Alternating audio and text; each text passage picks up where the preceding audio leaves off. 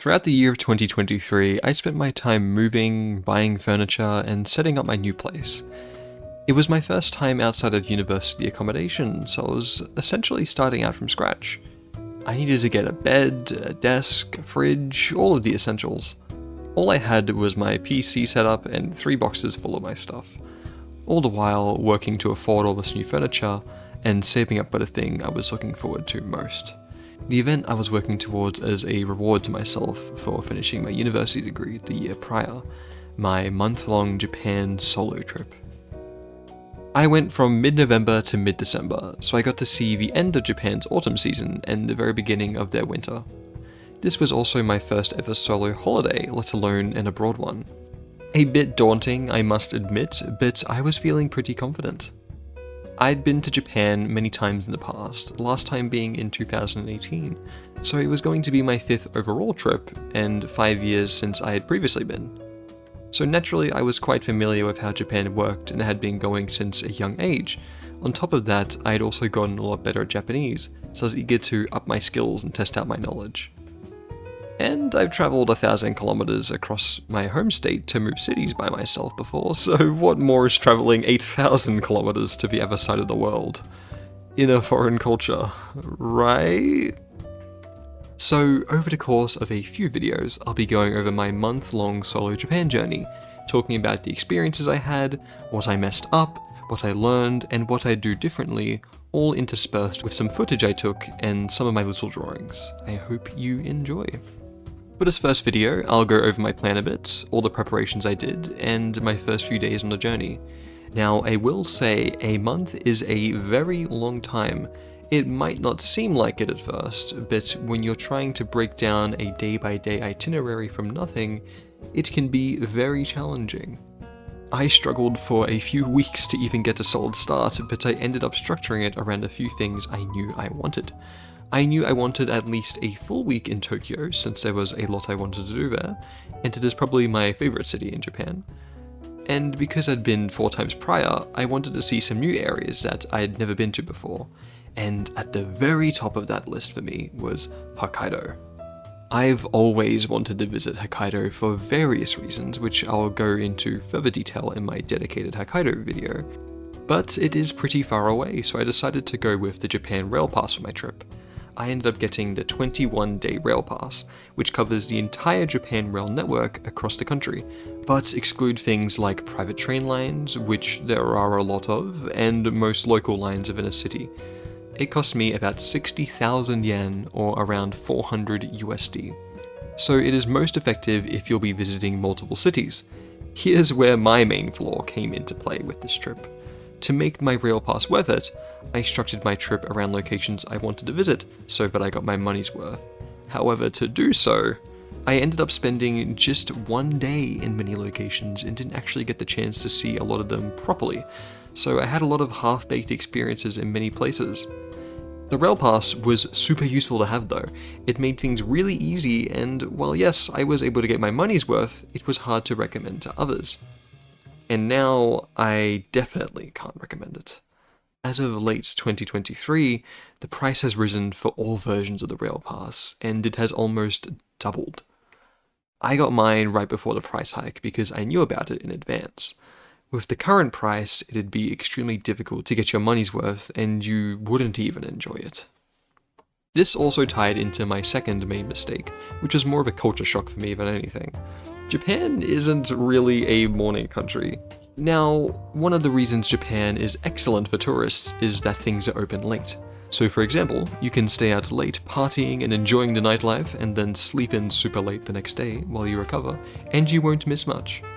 My problem is that I work a job where I have to wake up at 5:30 AM every day, so 6:30 AM would be a sleep-in for me. And most things in Japan don't open up until about 9 or even 11 AM.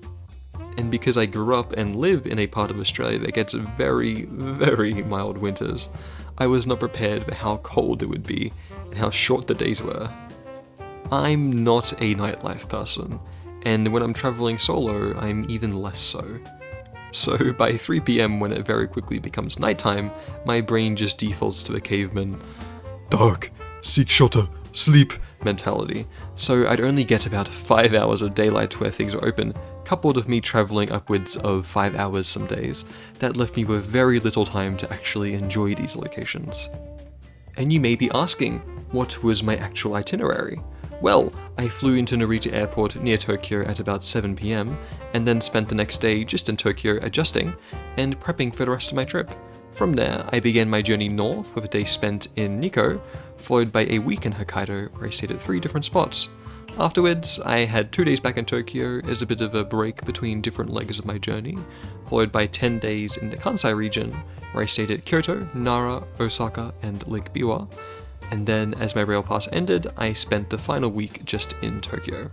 So I got to see a large stretch of the country, barring southern Japan, but if I tried to fit that in, I'd be stretched way too thin, and I'd like to save that region for a future dedicated trip. In hindsight, I'd probably condense the time in Kansai, and maybe drop a few of the locations here and there, such as Nara and Osaka. They could probably be day trips. I also didn't need as much time in Tokyo as I did, but I actually really enjoyed all my time there, so I don't regret that at all. Budget-wise, it cost me about 5,000 Australian dollars for the whole trip. Flights cost about $800, and I primarily stayed in hostels with dorm rooms. Hostels in Japan are actually quite comfortable. You often get a little box to yourself, and the atmosphere is very different compared to most countries. Very quiet and relaxing. The majority of hostels in Japan, at least in my experience, were incredibly clean and not party houses, which was excellent for an introvert such as myself. They can also range quite a bit in price. The cheapest I paid was about $24 a night, Australian dollars that is, but in more expensive cities such as Tokyo, you can expect to pay upwards of $60 to $80 a night. The only time I didn't get a hostel was the final week in Tokyo. I ended up going with an Airbnb because I wanted a bit more privacy since I was going to be there for much longer, and I wanted to stay further out in the suburbs where it was much harder to find a hostel. As for food, I'm not a foodie, nor am I a fan of fancy, expensive restaurants. I'm pretty content with just basic, small portions, so I was able to save a lot of money on that front, just eating convenience store food in small, cheaper restaurants, which Japan has in abundance. Now, $5,000 for a month is pretty good. Without buying stuff myself, it only cost me about $4,000, and I was doing things pretty budget and cheap since I don't earn a lot of money, so you can be a lot more comfortable on a trip there without breaking the bank. I use an international travel card to do my converting, and then mainly withdrew cash ATMs in 7-Elevens, since Japan is still very much a cash-based society. There are also lots of options for international cards, so really it's up to you for whichever provider you go with. But just so you know, most ATMs in Japan will charge a fee to withdraw cash. Now, with all that initial preamble out of the way, let's get into my actual trip. I set out from Brisbane to Japan at about 6 AM with an eSIM card and a 50-litre hiking bag that I didn't actually get the chance to try out prior. My flight left from Brisbane International Airport at about 10 AM and arrived at 6 PM at Narita Airport. And in case you didn't know, Narita isn't actually in Tokyo. It is a fair bit out from the city. It's in a different prefecture entirely. So you have to catch a train into Tokyo. Usually, I've taken the Narita Express in the past, however this time I took the Keio Skyliner. But before that, I had to set up my card with an ATM in Japan. Didn't realize how I had to do that, so it was a bit tricky at first. And I bought my ticket for the Keio Skyliner. I caught the train into Nippori Station, and from Machiya Station I caught the Tokyo Sakura tram line, which I believe is the only tram line still functioning in Tokyo, and that took me to my hostel.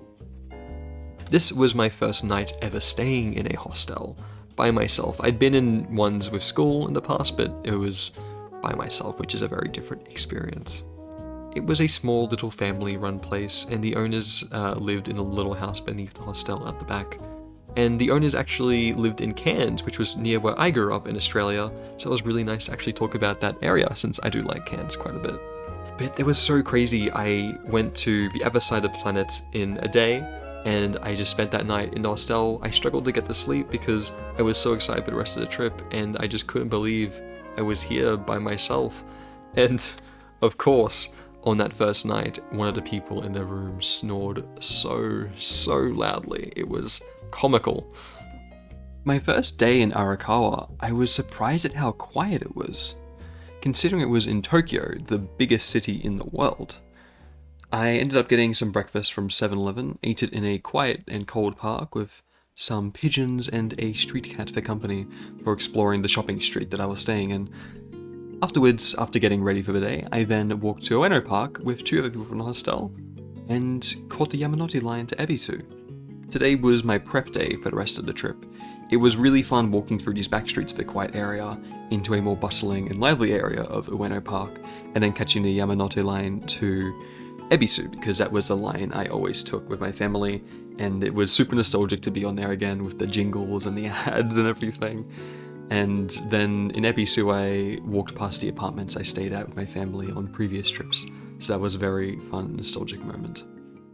While taking so many pictures and videos on this first morning, my phone was very quickly dying, so I walked to Shibuya from Ebisu and I got a portable charger and looked at some of my favorite shops while I was there. Oh my gosh, Podzaya. Oh, it's so soft. Wow. I don't have the space nor money nor reason to get this.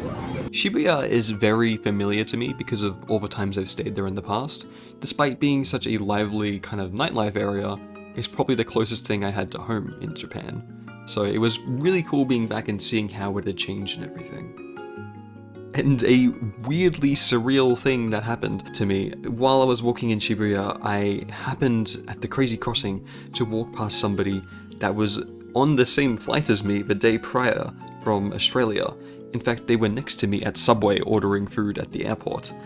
Like, what are the odds of being in the biggest city in the world and one of the busiest areas in that country, and just having this random person that I have somehow ran into again?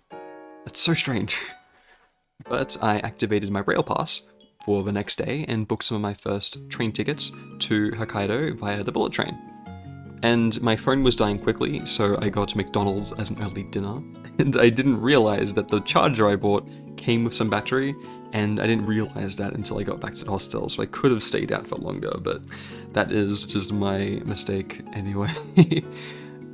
But that second night I slept like a rock, because it was a much bigger day, and I tried sleeping on my back with headphones and soft music playing, and I went out like a light. It was crazy, I've never had that happen before.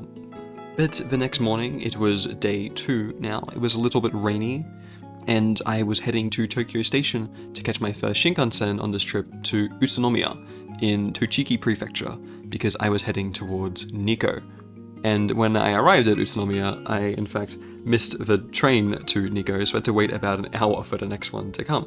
But while we're waiting for the train, allow me to just explain a little bit about Nikko. It is a national park that takes up about a third of the Tochigi Prefecture, and within that national park there's lots of shrines and monuments to a shogun. He's buried there, and it's a very beautiful area famous for its autumn colors, which is what I was there for. At this point in November, it was kind of past its peak autumnness, but even that is still more than what I'm used to in Australia, so I was happy regardless. But catching the train to Nikko was really nice. It was misty, and I saw the Japanese countryside for the first time. I stayed at Imaichi, which is a part of Nikko, but it was my first ever taste of a quiet country town. It was raining, so I had to catch the bus for the first time, which was pretty scary, because it's a bit of a different system, but I figured it out in the end. And my second hostel was on the second floor of an older building that had some steep stairs, but a very nice, warm, and homey feel inside, and it even had a little kotatsu table and everything to keep you warm. After arriving, I walked around the town for a bit, and I had to wait another hour for the train to Nikko itself. That is, of course, countryside trains taking a long time and not being as consistent, my first taste of that. There was a surprising amount of barbershops and not many people about, a very stark difference compared to what I was used to in the major cities. But honestly, a welcome one. I did really enjoy it. It was a different taste of Japan, and it felt pretty real. I saw some more street cats and some nice little parks and stuff. I ended up catching the train to Nikko with a German guy who was staying at the hostel with me. and he also happened to have a rail pass. However, it was getting dark by that point, and most things were closed, so we just managed to catch the bus to the Toshogu Shrine and walked around its grounds since it was already closed. But despite that, it was really beautiful. It was in this huge, tall forest. You couldn't see through the trees because it was so misty, and the lanterns were just starting to get lit. Because it was closed, the crowds were gone. It was all to ourselves. Nikko was my first time ever seeing true, proper autumn. The colours, the fallen leaves and the cooler weather, it was just so magical and unique. It was a really beautiful and special experience. In fact, all of Nikko was actually a pretty cool mountain town. It had some unique architecture. I'd love to spend more time there on a future trip if possible. It's a shame I barely got to see it, because there's a lot more you can do there. But with everything closed, we caught the train back to Imaichi and split up to get some dinner. I got some food and walked around the quiet town that sits at the foot of the Nikko National Park mountains. It was super dark and a bit eerie, but surprisingly peaceful. In some Japanese cultures, and I've seen people like Miyazaki talk about this, Japanese will relate darkness to comfort and safety rather than just fear like it often is in Western cultures. And I could definitely feel and understand that, seeing the darkness of these fields for farming with fog going across them, and the mountains in the distance, and just the dark streets of very little lighting. It was surprisingly calming. It was nice walking around and seeing the warm lights from inside people's homes, and imagining what their lives would be like in this small town. I went back to the hostel and rested up for the next big day of travel, after just a short day in Nikko. Today would be the day I headed to Hokkaido. I left my hostel, stocked up on some snacks for my upcoming bullet train ride, and the weather had cleared up from overnight, so I could see the mountaintops that were shrouded in cloud the day prior, and at their peaks I got to see snow. This was my first time seeing mountains this huge, and my first time ever seeing snow in any capacity, and I was super happy. I was really hoping to see snow in any form on this trip, and I had achieved that. Despite it being far away, I could at least still see it, and I felt like a little kid again. It was really magical just seeing these picturesque mountains that I couldn't even see the peaks of the day before to reveal themselves to me as I was leaving, and the snow on top. It was a little secret that had been there all along. And I got to a train station, and this was my first time ever seeing an unmanned train station, which can be pretty common in countryside areas of Japan, just because they don't get a lot of traffic. That was a real shock to me. Because of the way the rail pass works, you'll just show it to a station clerk and you're good. But in this case, there's no one working there, so it's just a trust system that they had. So it felt very awkward, but just unique, which was cool. I didn't get to see Nikko for long, and I really wish I did. But it was the beginning of my trip, and I knew I had a lot more in coming, and a lot that I was super excited for with Hokkaido. So I was looking forward to heading back to Utsunomiya and catching the bullet train up to Hakodate, and seeing a different landscape entirely. But I will have to save that for the next video, so I hope you'll join me further on my journey across Japan.